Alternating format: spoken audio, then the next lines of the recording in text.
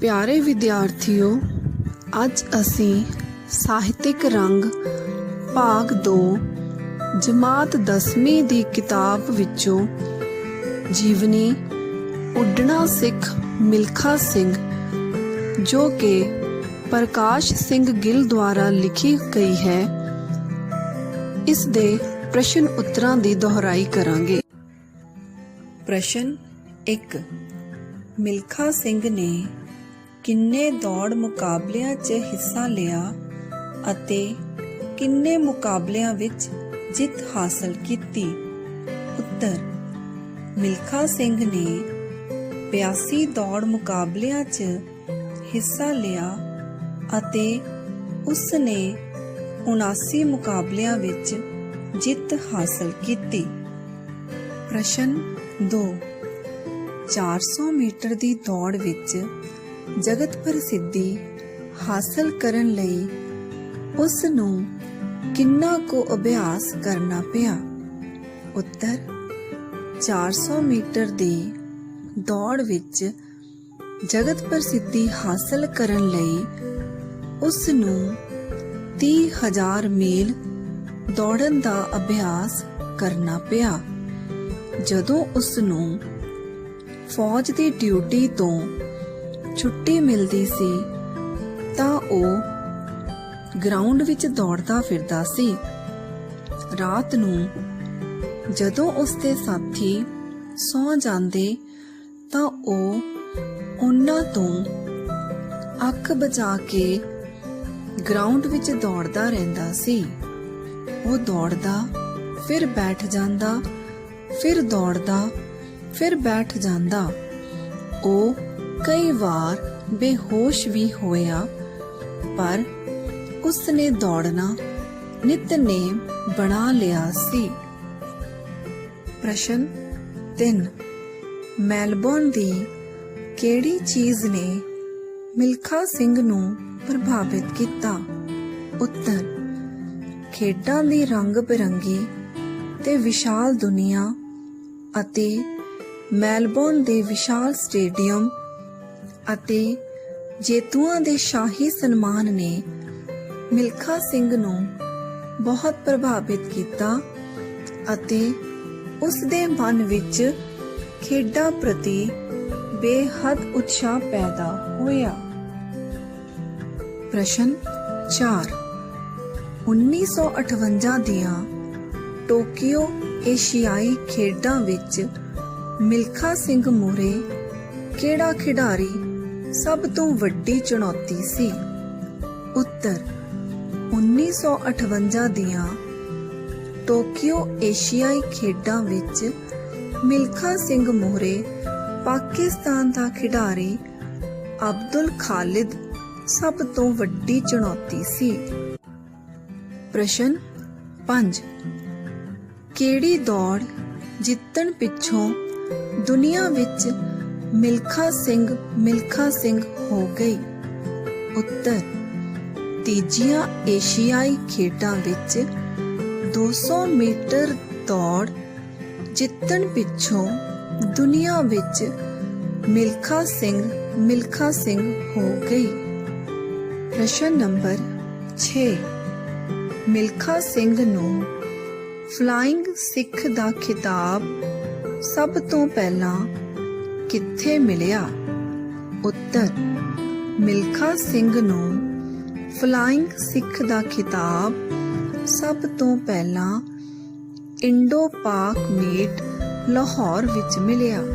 ਪ੍ਰਸ਼ਨ 7, ਮਿਲਖਾ ਸਿੰਘ ਕਿਹੜੀ ਦੌੜ ਕਾਰਨ ਉਦਾਸ ਹੋ ਗਿਆ?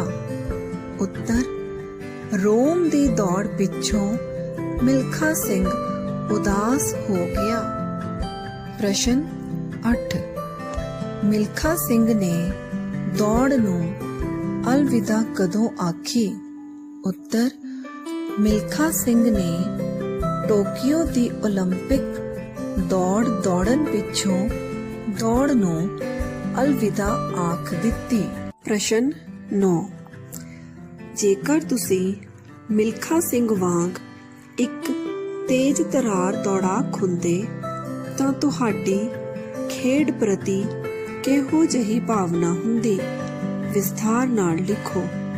ਉੱਤਰ, ਜੇਕਰ ਅਸੀਂ ਮਿਲਖਾ ਸਿੰਘ ਵਾਂਗ ਇੱਕ ਤੇਜ਼ ਤਰਾਰ ਦੌੜਾਕ ਹੁੰਦੇ ਤਾਂ ਅਸੀਂ ਵੀ ਮਿਲਖਾ ਸਿੰਘ ਵਾਂਗ ਖੇਡਾਂ ਪ੍ਰਤੀ ਬਹੁਤ ਉਤਸ਼ਾਹ ਰੱਖਦੇ ਅਤੇ ਹਮੇਸ਼ਾ ਜਿੱਤਣ ਦੀ ਚਾਹ ਮਨ ਵਿੱਚ ਰੱਖਦੇ, ਕਿਉਂਕਿ ਕੋਈ ਵੀ ਮੁਕਾਬਲਾ ਹੋਵੇ, ਚਾਹੇ ਉਹ ਖੇਡ ਦੇ ਮੈਦਾਨ ਵਿੱਚ ਹੋਵੇ ਜਾਂ ਕੋਈ ਹੋਰ, ਸਾਰਿਆਂ ਤੋਂ ਅੱਗੇ ਨਿਕਲਣ ਦੀ ਇੱਛਾ ਮਨ ਵਿੱਚ ਜੋਸ਼ ਭਰ ਦਿੰਦੀ ਹੈ ਅਤੇ ਜੇਕਰ ਮਨ ਵਿੱਚ ਨਿਸ਼ਚਾ ਹੋਵੇ ਤਾਂ ਆਦਮੀ ਅੱਗੇ ਨਿਕਲ ਸਕਦਾ ਹੈ। ਮੁਕਾਬਲੇ ਦੀ ਭਾਵਨਾ ਨਾਲ ਮਨ ਵਿੱਚ ਜੋਸ਼ ਜਾਗਦਾ ਹੈ ਅਤੇ ਜਿੱਤਦੇ ਰਹਿਣ ਨਾਲ ਹੋਰ ਉਤਸ਼ਾਹ ਪੈਦਾ ਹੁੰਦਾ ਹੈ। ਇਸ ਲਈ ਅਸੀਂ ਵੀ ਮਿਲਖਾ ਸਿੰਘ ਵਾਂਗ ਆਪਣੀ ਖੇਡ ਨੂੰ ਆਪਣਾ ਰੱਬ ਸਮਝਦੇ, ਕਿਉਂਕਿ ਖੇਡਾਂ ਗੁਣਾਂ ਦੀ ਖਾਨ ਹਨ। ਇਹ ਸਰੀਰ ਨੂੰ ਨਿਰੋਗ ਅਤੇ ਨਰੋਆ ਰੱਖਦੀਆਂ ਹਨ। ਖੇਡਣ ਨਾਲ ਸਾਡੇ ਵਿੱਚ ਸਹਿਯੋਗ, ਸਹਿਣਸ਼ੀਲਤਾ, ਧੀਰਜ ਆਦਿ ਮਨੁੱਖੀ ਗੁਣ ਸਹਿਜ ਸੁਭਾਅ ਹੀ ਆ ਜਾਂਦੇ ਹਨ।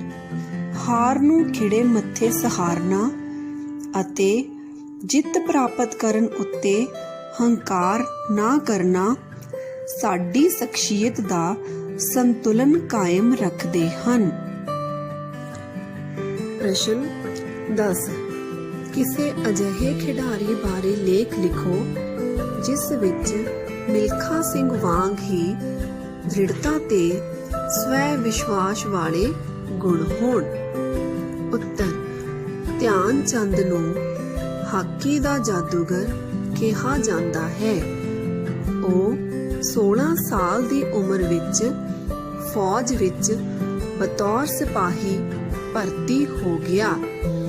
ਉਸ ਨੇ ਫੌਜ ਵੱਲੋਂ ਹਾਕੀ ਖੇਡਣੀ ਸ਼ੁਰੂ ਕੀਤੀ ਅਤੇ ਜਲਦੀ ਹੀ ਆਪਣੀ ਖੇਡ ਦੀ ਬੱਲੇ ਬੱਲੇ ਕਰਵਾ ਦਿੱਤੀ। ਫੌਜੀ ਟੂਰਨਾਮੈਂਟਾਂ ਵਿੱਚ ਉਸ ਨੇ ਆਪਣੀ ਖੇਡ ਕਲਾ ਦਾ ਅਜਿਹਾ ਪ੍ਰਦਰਸ਼ਨ ਕੀਤਾ ਕਿ ਕੌਮੀ ਪੱਧਰ ਉੱਤੇ ਉਸ ਦੀ ਚਰਚਾ ਹੋਣ ਲੱਗੀ। ਇਸ ਲਈ ਉਹ ਜਲਦੀ ਹੀ ਭਾਰਤੀ ਹਾਕੀ ਟੀਮ ਲਈ ਚੁਣ ਲਿਆ ਗਿਆ। 1928 ਈਸਵੀ ਦੀਆਂ ਓਲੰਪਿਕ ਖੇਡਾਂ ਵਿੱਚ ਭਾਰਤੀ ਹਾਕੀ ਟੀਮ ਨੇ ਹਿੱਸਾ ਲਿਆ ਅਤੇ ਸਾਰੇ ਮੈਚ ਜਿੱਤ ਕੇ ਭਾਰਤੀ ਟੀਮ ਫਾਈਨਲ ਵਿੱਚ ਪੁੱਜ ਗਈ।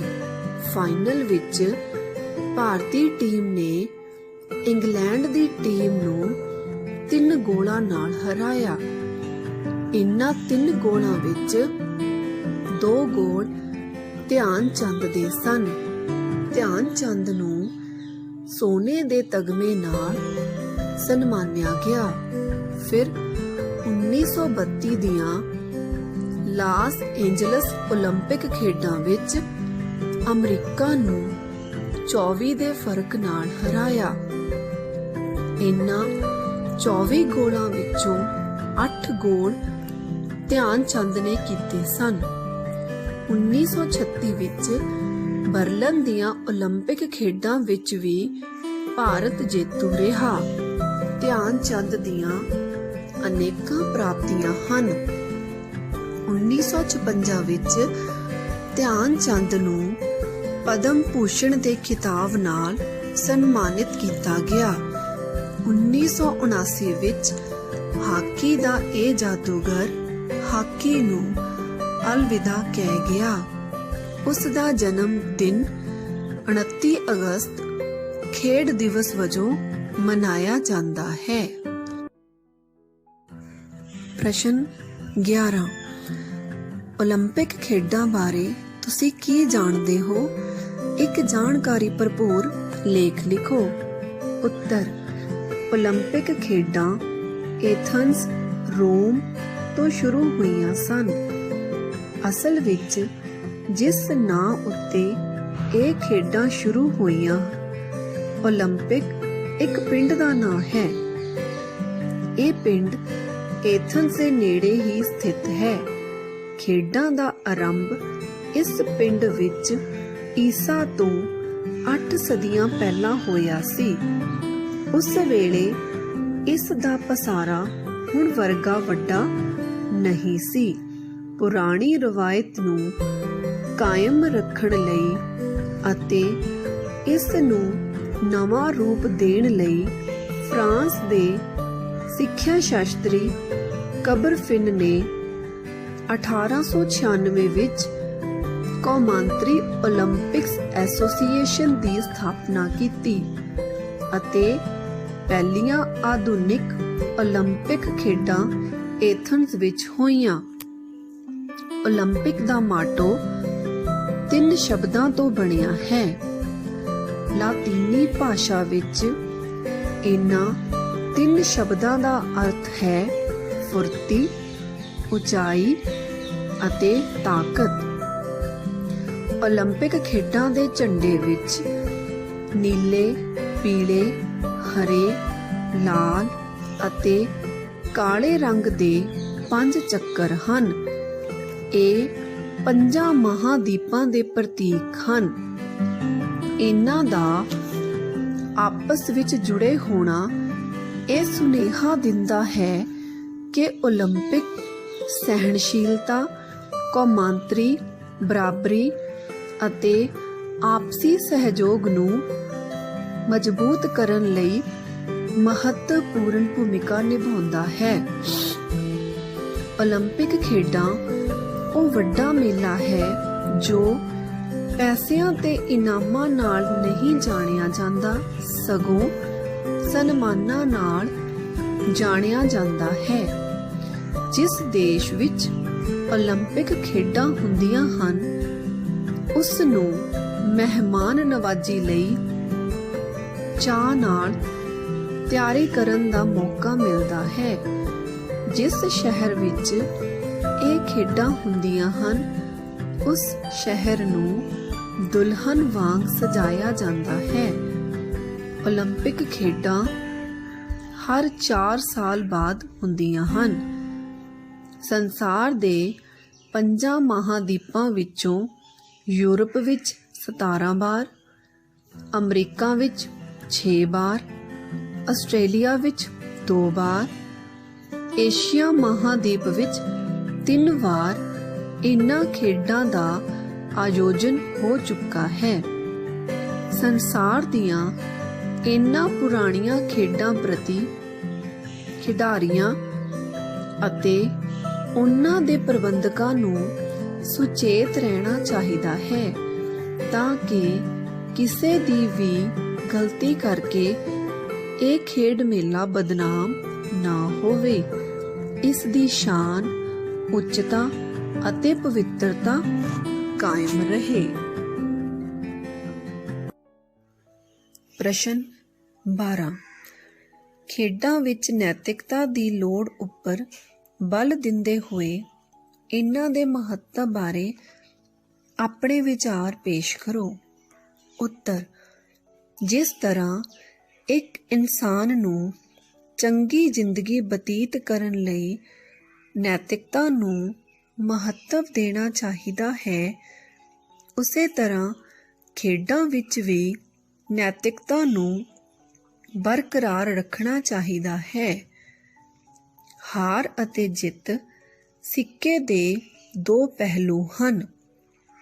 ਜਿਹੜਾ ਅੱਜ ਹਾਰਿਆ ਹੈ, ਉਹ ਕੱਲ ਨੂੰ ਜਿੱਤ ਵੀ ਸਕਦਾ ਹੈ, ਪਰ ਉਸ ਨੂੰ ਜਿੱਤ ਹਾਸਲ ਕਰਨ ਲਈ ਮਿਹਨਤ ਕਰਨੀ ਚਾਹੀਦੀ ਹੈ। ਗਲਤ ਤਰੀਕੇ ਅਪਣਾ ਕੇ ਜਿੱਤ ਪ੍ਰਾਪਤ ਕਰਨੀ ਕੋਈ ਸਮਝਦਾਰੀ ਨਹੀਂ। ਪੈਸਾ, ਇੱਜ਼ਤ, ਸਨਮਾਨ ਉਦੋਂ ਤੱਕ ਹੀ ਚੰਗੇ ਲੱਗਦੇ ਹਨ ਜਦੋਂ ਤੱਕ ਉਹ ਨੈਤਿਕ ਤਰੀਕਿਆਂ ਨਾਲ ਕਮਾਏ ਜਾਣ। ਖਿਡਾਰੀ ਵਿੱਚ ਸੱਚੀ ਸੁੱਚੀ ਖੇਡ ਭਾਵਨਾ, ਕਿਸੇ ਨੂੰ ਨੁਕਸਾਨ ਨਾ ਪਹੁੰਚਾਉਣਾ, ਕੋਈ ਦੁਸ਼ਮਣੀ ਨਾ ਕੱਢਣਾ, ਨਿਯਮਾਂ ਦਾ ਪਾਲਣ ਕਰਨਾ, ਸਹਿਣਸ਼ੀਲਤਾ ਅਤੇ ਅਨੁਸ਼ਾਸਨ ਹੋਣਾ ਬਹੁਤ ਜ਼ਰੂਰੀ ਹੈ। ਖੇਡਾਂ ਜਿੱਤ ਹਾਰ ਲਈ ਨਹੀਂ, ਸਗੋਂ ਚੰਗੀ ਭਾਵਨਾ ਨਾਲ ਖੇਡਣੀਆਂ ਚਾਹੀਦੀਆਂ ਹਨ। ਪ੍ਰਸ਼ਨ 13। ਮਿਲਖਾ ਸਿੰਘ ਦੇ ਜੀਵਨ ਦੀਆਂ ਪਹਿਲੀਆਂ ਦੌੜਾਂ ਕਿਹੜੀਆਂ ਸਨ?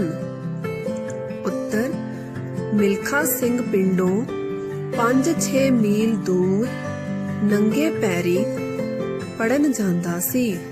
ਜਦੋਂ ਤਪਦੀਆਂ ਧੁੱਪਾਂ ਵਿੱਚ ਰੇਤਲੇ ਰਾਹ ਉੱਤੇ ਉਹਦੇ ਪੈਰ ਭੁੱਜਦੇ ਤਾਂ ਉਹ ਦੌੜਨ ਲੱਗ ਜਾਂਦਾ।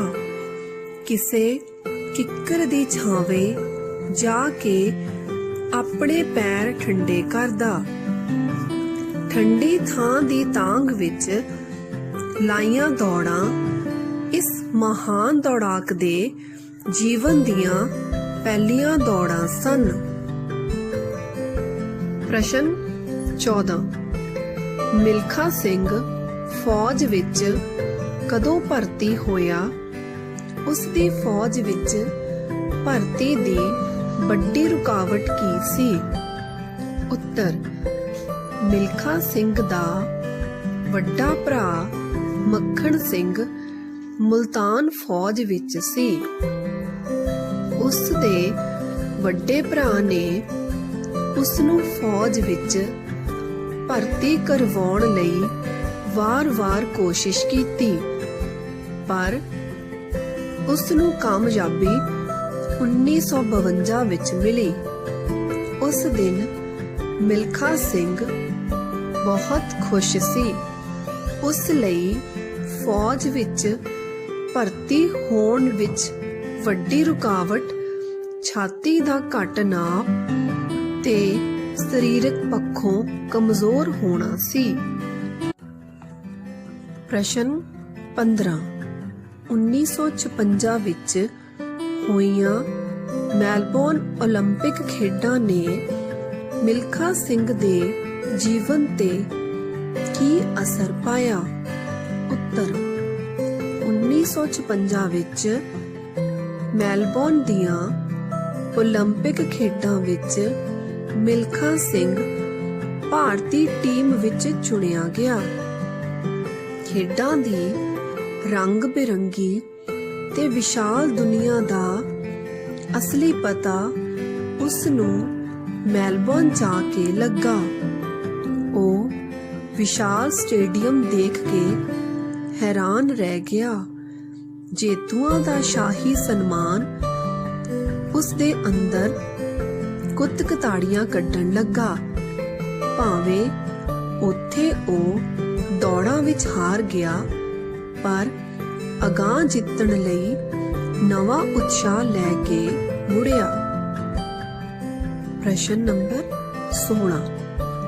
ਇੰਡੋ ਪਾਕ ਮੀਟ ਲਾਹੌਰ ਉੱਤੇ ਚਾਨਣਾ ਪਾਓ, ਜਾਂ ਮਿਲਖਾ ਸਿੰਘ ਨੂੰ ਫਲਾਇੰਗ ਸਿੱਖ ਦਾ ਖਿਤਾਬ ਕਿਵੇਂ ਮਿਲਿਆ? ਉੱਤਰ, ਇੰਡੋ ਪਾਕ ਮੀਟ ਲਾਹੌਰ ਵਿੱਚ ਹੋਈ।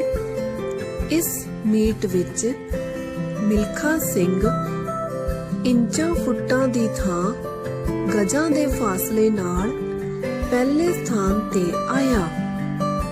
ਇਹ ਵੇਖ ਕੇ ਅਨਾਉਂਸਰ ਕਹਿਣ ਲੱਗਾ, ਮਿਲਖਾ ਸਿੰਘ ਨੇ ਇਹ ਦੌੜ ਕੇ ਨਹੀਂ, ਉੱਡ ਕੇ ਪੂਰੀ ਕੀਤੀ ਹੈ। ਇਸ ਲਈ ਮਿਲਖਾ ਸਿੰਘ ਨੂੰ ਫਲਾਇੰਗ ਸਿੱਖ ਕਹਿਣਾ ਚਾਹੀਦਾ ਹੈ। ਉਦੋਂ ਤੋਂ ਫਲਾਇੰਗ ਸਿੱਖ ਦਾ ਖਿਤਾਬ ਮਿਲਖਾ ਸਿੰਘ ਦੇ ਨਾਂ ਨਾਲ ਜੁੜਿਆ ਆ ਰਿਹਾ ਹੈ। ਉਸ ਨੇ ਆਪਣੀ ਸਵੈ ਜੀਵਨੀ ਦਾ ਨਾਂ ਫਲਾਇੰਗ ਸਿੱਖ ਮਿਲਖਾ ਸਿੰਘ ਰੱਖਿਆ ਹੈ। ਪ੍ਰਸ਼ਨ 17। ਫੌਜੀ ਐਥਲੀਟਾਂ ਦੀ ਟੀਮ ਦੇ ਕਪਤਾਨ ਵਜੋਂ ਯੂਰਪ ਦੇ ਦੌਰੇ ਦੌਰਾਨ ਮਿਲਖਾ ਸਿੰਘ ਨੇ ਕੀ ਪ੍ਰਾਪਤੀਆਂ ਕੀਤੀਆਂ? ਉੱਤਰ, ਓਲੰਪਿਕ ਖੇਡਾਂ ਤੋਂ ਕੁਝ ਸਮਾਂ ਪਹਿਲਾਂ ਮਿਲਖਾ ਸਿੰਘ ਨੂੰ ਭਾਰਤ ਦੇ ਫੌਜੀ ਐਥਲੀਟਾਂ ਦੀ ਟੀਮ ਦਾ ਕਪਤਾਨ ਬਣਾ ਕੇ ਭੇਜਿਆ ਗਿਆ। ਇਸ ਦੌਰੇ ਵਿੱਚ ਉਸ ਨੂੰ ਕਾਫੀ ਸਖਤ ਮੁਕਾਬਲੇ ਪੇਸ਼ ਆਏ। ਸਵੀਡਨ ਵਿੱਚ ਦੌੜਦਿਆਂ ਉਸ ਨੇ 400 ਮੀਟਰ ਦੀ ਦੌੜ ਓਲੰਪਿਕ ਰਿਕਾਰਡ ਭਾਵ 45.9 ਸੈਕਿੰਡ ਵਿੱਚ ਪੂਰੀ ਕੀਤੀ, ਜਦ ਕਿ ਪੈਰਿਸ ਵਿੱਚ ਦੌੜਦਿਆਂ ਉਸ ਨੇ 45.8 ਸੈਕਿੰਡ ਦਾ ਸਮਾਂ ਕੱਢਿਆ। ਉਹਦਾ ਵਿਸ਼ਵਾਸ ਪੱਕਾ ਹੋ ਗਿਆ ਕਿ ਉਹ ਓਲੰਪਿਕ ਜਿੱਤ ਲਵੇਗਾ ਤੇ ਉਸ ਨੇ 200 ਮੀਟਰ ਦੀ ਦੌੜ ਛੱਡ ਕੇ 400 ਮੀਟਰ ਦੀ ਦੌੜ ਦੌੜਨ ਦਾ ਵਿਚਾਰ ਬਣਾ ਲਿਆ। ਪ੍ਰਸ਼ਨ 18 ਮਿਲਖਾ ਸਿੰਘ ਖੇਡਾਂ ਵਿੱਚ ਕਿਵੇਂ ਗਿਆ? ਉੱਤਰ, ਰੰਗਰੂਟੀ ਕਰਨ ਵੇਲੇ ਜਵਾਨਾਂ ਦੀਆਂ ਖੇਡਾਂ ਹੋਈਆਂ ਮਿਲਖਾ ਸਿੰਘ ਕ੍ਰਾਸ ਕੰਟਰੀ ਵਿੱਚ 6ਵੇਂ ਨੰਬਰ ਤੇ ਆਇਆ। ਫਿਰ ਮਿਲਖਾ ਸਿੰਘ ਤੋਂ ਪੁੱਛਿਆ ਗਿਆ 400 ਮੀਟਰ ਦੌੜ ਲਾਏਗਾ? ਮਿਲਖਾ ਸਿੰਘ ਨੇ ਪੁੱਛਿਆ 400 ਮੀਟਰ ਦੌੜ ਕਿੰਨੀ ਹੁੰਦੀ ਹੈ? ਜਦੋਂ ਉਹਨੂੰ ਦੱਸਿਆ ਗਿਆ ਕਿ 400 ਮੀਟਰ ਟਰੈਕ ਦਾ ਇੱਕੋ ਚੱਕਰ ਹੁੰਦੀ ਹੈ ਤਾਂ ਉਹਨੇ ਕਿਹਾ, ਇੱਕ ਚੱਕਰ ਛੱਡ ਮੈਂ 10 ਚੱਕਰ ਲਾ ਸਕਦਾ ਹਾਂ। ਫਿਰ ਉਸਤਾਦ ਨੇ ਸਮਝਾਇਆ ਕਿ ਇੱਕੋ ਚੱਕਰ ਵਿੱਚ 10 ਚੱਕਰਾਂ ਜਿੰਨਾ ਜ਼ੋਰ ਲਾ ਦੇਣਾ ਹੈ। ਮਿਲਖਾ ਸਿੰਘ ਨੇ ਉਵੇਂ ਹੀ ਕੀਤਾ ਤੇ ਆਪਣੀ ਕੰਪਨੀ ਵਿੱਚ ਪਹਿਲੇ ਨੰਬਰ ਤੇ ਆਇਆ। ਪ੍ਰਸ਼ਨ 19 1960 ਵਿੱਚ ਮਿਲਖਾ ਸਿੰਘ ਵੱਲੋਂ ਬਣਾਏ ਰਿਕਾਰਡ ਬਾਰੇ ਤੁਸੀਂ ਕੀ ਜਾਣਦੇ ਹੋ? ਉੱਤਰ, 1960 ਵਿੱਚ ਮਿਲਖਾ ਸਿੰਘ ਵੱਲੋਂ 400 ਮੀਟਰ ਦੀ ਦੌੜ 45.6 ਸੈਕਿੰਡ ਵਿੱਚ ਲਾਈ ਗਈ ਸੀ। ਅੱਜ ਤੱਕ ਏਸ਼ੀਆ ਦਾ ਕੋਈ ਵੀ ਐਥਲੀਟ ਉਸ ਦੇ ਰਿਕਾਰਡ ਤੱਕ ਪਹੁੰਚ ਨਹੀਂ ਸਕਿਆ। ਪ੍ਰਸ਼ਨ 20 ਮਿਲਖਾ ਸਿੰਘ ਕਿੰਨੇ ਭੈਣ ਭਰਾ ਸਨ ਅਤੇ ਉਸ ਦਾ ਪਾਲਣ ਪੋਸ਼ਣ ਕਿਸ ਨੇ ਕੀਤਾ? ਉੱਤਰ, ਮਿਲਖਾ ਸਿੰਘ 8 ਭੈਣ ਭਰਾ ਸਨ। ਇਹ ਆਪਣੇ 8 ਭੈਣ ਭਰਾਵਾਂ ਵਿੱਚੋਂ ਸਭ ਤੋਂ ਛੋਟਾ ਸੀ। ਉਹ 5 ਭਰਾ ਸਨ ਤੇ 3 ਭੈਣਾਂ ਸਨ। ਉਸ ਦਾ ਪਾਲਣ ਪੋਸ਼ਣ ਉਸ ਦੀ ਵੱਡੀ ਭੈਣ ਨੇ ਕੀਤਾ, ਕਿਉਂਕਿ ਮਾਤਾ ਪਿਤਾ ਦਾ ਸਾਇਆ ਬਚਪਨ ਵਿੱਚ ਹੀ ਉੱਠ ਗਿਆ ਸੀ। ਹਾਂਜੀ ਬੇਟੇ, ਹੁਣ ਅਸੀਂ ਇਸ ਜੀਵਨੀ ਨਾਲ ਸੰਬੰਧਿਤ ਕੁਝ ਛੋਟੇ ਪ੍ਰਸ਼ਨ ਉੱਤਰ ਕਰਾਂਗੇ। ਪ੍ਰਸ਼ਨ 1 ਉੱਡਣਾ ਸਿੱਖ ਮਿਲਖਾ ਸਿੰਘ ਜੀਵਨੀ ਕਿਸ ਦੀ ਲਿਖੀ ਹੋਈ ਹੈ? ਉੱਤਰ, ਪ੍ਰਕਾਸ਼ ਸਿੰਘ ਗਿੱਲ। ਪ੍ਰਸ਼ਨ 2 ਮਿਲਖਾ ਸਿੰਘ ਦਾ ਜਨਮ ਕਿੱਥੇ ਹੋਇਆ? ਉਸ ਦਾ ਬਚਪਨ ਕਿੱਥੇ ਬੀਤਿਆ? ਉੱਤਰ, ਗੋਬਿੰਦਪੁਰਾ ਵਿੱਚ। ਮਿਲਖਾ ਸਿੰਘ ਦਾ ਬਚਪਨ ਪੱਛਮੀ ਪੰਜਾਬ ਦੇ ਮੁਜ਼ੱਫਰਗੜ੍ਹ ਵਿੱਚ ਕੋਟ ਅੱਦੂ ਦੇ ਨੇੜੇ ਪਿੰਡ ਗੋਬਿੰਦਪੁਰਾ ਵਿੱਚ ਬੀਤਿਆ। ਪ੍ਰਸ਼ਨ 3 ਮਿਲਖਾ ਸਿੰਘ ਦਾ ਪਾਲਣ ਪੋਸ਼ਣ ਕਿਸ ਨੇ ਕੀਤਾ? ਉੱਤਰ, ਉਸ ਦੀ ਵੱਡੀ ਭੈਣ ਨੇ। ਪ੍ਰਸ਼ਨ 4 ਮਿਲਖਾ ਸਿੰਘ ਦੇ ਕਿੰਨੇ ਭਰਾ ਅਤੇ ਕਿੰਨੀਆਂ ਭੈਣਾਂ ਸਨ? ਉੱਤਰ ਮਿਲਖਾ ਸਿੰਘ ਦੇ 4 ਭਰਾ ਅਤੇ 3 ਭੈਣਾਂ ਸਨ। ਪ੍ਰਸ਼ਨ 5 ਮਿਲਖਾ ਸਿੰਘ ਦਾ ਪਰਿਵਾਰ ਕਿਹੜਾ ਕਿੱਤਾ ਕਰਦਾ ਸੀ? ਉੱਤਰ ਮਿਲਖਾ ਸਿੰਘ ਦਾ ਪਰਿਵਾਰ ਖੇਤੀ ਕਰਦਾ ਸੀ। ਪ੍ਰਸ਼ਨ 6 1947 ਵਿੱਚ ਦੇਸ਼ ਦੀ ਵੰਡ ਸਮੇਂ ਮਿਲਖਾ ਸਿੰਘ ਕਿਹੜੀ ਜਮਾਤ ਵਿੱਚ ਪੜ੍ਹਦਾ ਸੀ? ਉੱਤਰ 7ਵੀਂ 8ਵੀਂ ਵਿੱਚ। ਪ੍ਰਸ਼ਨ ਨੰਬਰ 7 ਦੇਸ਼ ਦੀ ਵੰਡ ਸਮੇਂ ਮਿਲਖਾ ਸਿੰਘ ਆਪਣੀ ਜਾਨ ਬਚਾਉਣ ਲਈ ਕਿੱਥੇ ਚਲਾ ਗਿਆ? ਉੱਤਰ ਮੁਲਤਾਨ। ਪ੍ਰਸ਼ਨ 8 ਮਿਲਖਾ ਸਿੰਘ ਫੌਜ ਵਿੱਚ ਕਦੋਂ ਭਰਤੀ ਹੋਇਆ? ਉੱਤਰ 1952 ਵਿੱਚ।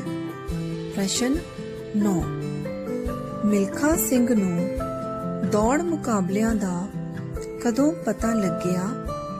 ਉਸ ਸਮੇਂ ਉਸ ਦੀ ਉਮਰ ਕਿੰਨੀ ਸੀ? ਉੱਤਰ ਮਿਲਖਾ ਸਿੰਘ ਨੂੰ ਦੌੜ ਮੁਕਾਬਲਿਆਂ ਦਾ ਪਤਾ 1953 ਵਿੱਚ ਲੱਗਿਆ। ਉਸ ਸਮੇਂ ਉਸ ਦੀ ਉਮਰ 20 ਸਾਲ ਤੋਂ ਉੱਪਰ ਸੀ। ਪ੍ਰਸ਼ਨ 10 20-22 ਸਾਲ ਦੀ ਉਮਰ ਵਿੱਚ ਕਿੱਥੋਂ ਦੇ ਐਥਲੀਟ ਆਪਣਾ ਸਿਖਰ ਛੋਹ ਲੈਂਦੇ ਹਨ? ਉੱਤਰ ਯੂਰਪ ਅਮਰੀਕਾ ਦੇ ਐਥਲੀਟ। ਪ੍ਰਸ਼ਨ ਨੰਬਰ 11 ਫੌਜ ਦੇ ਕਿਹੜੇ ਦੌੜਾਕ ਮਿਲਖਾ ਸਿੰਘ ਨੂੰ ਦਬਾਉਣ ਦੀ ਕੋਸ਼ਿਸ਼ ਕਰਦੇ ਸਨ? ਉੱਤਰ ਜੋਗਿੰਦਰ ਸਿੰਘ ਅਤੇ ਸੋਹਣ ਸਿੰਘ। ਪ੍ਰਸ਼ਨ 12 ਮਿਲਖਾ ਸਿੰਘ ਨੂੰ ਕਦੋਂ ਭਾਰਤੀ ਟੀਮ ਲਈ ਚੁਣਿਆ ਗਿਆ? ਉੱਤਰ 1956 ਵਿੱਚ ਮੈਲਬੌਰਨ ਦੀਆਂ ਓਲੰਪਿਕ ਖੇਡਾਂ ਲਈ।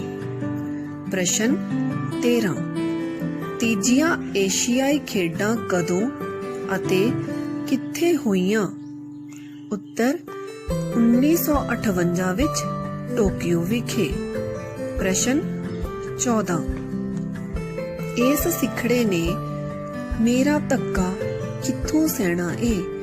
ਇਹ ਸ਼ਬਦ ਕਿਸ ਨੇ ਕਿਸ ਬਾਰੇ ਕਹੇ? ਉੱਤਰ ਪਾਕਿਸਤਾਨ ਦੇ ਤੇਜ ਤਰਾਰ ਦੌੜਾਕ ਅਬਦੁਲ ਖਾਲਿਦ ਨੇ ਮਿਲਖਾ ਸਿੰਘ ਬਾਰੇ ਕਹੇ। ਪ੍ਰਸ਼ਨ 15 ਤੀਜੀਆਂ ਏਸ਼ੀਆਈ ਖੇਡਾਂ ਵਿੱਚ 200 ਮੀਟਰ ਦੀ ਦੌੜ ਵਿੱਚ ਪਹਿਲੇ ਨੰਬਰ ਤੇ ਕੌਣ ਆਇਆ? ਉੱਤਰ ਮਿਲਖਾ ਸਿੰਘ। ਪ੍ਰਸ਼ਨ 16 ਚੌਥੀਆਂ ਏਸ਼ੀਆਈ ਖੇਡਾਂ ਕਿੱਥੇ ਹੋਈਆਂ? ਉੱਤਰ ਜਕਾਰਤਾ ਵਿਖੇ।